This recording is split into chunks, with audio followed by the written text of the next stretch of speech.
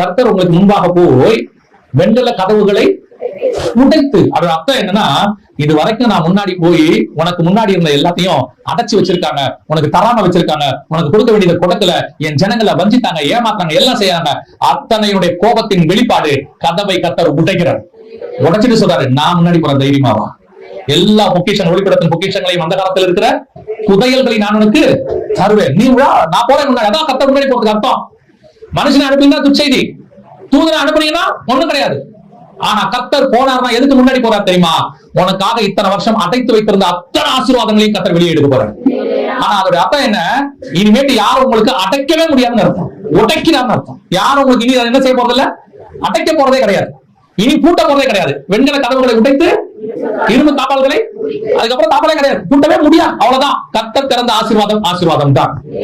அவர் அதுக்கு தான் முன்னாடி போறாரு.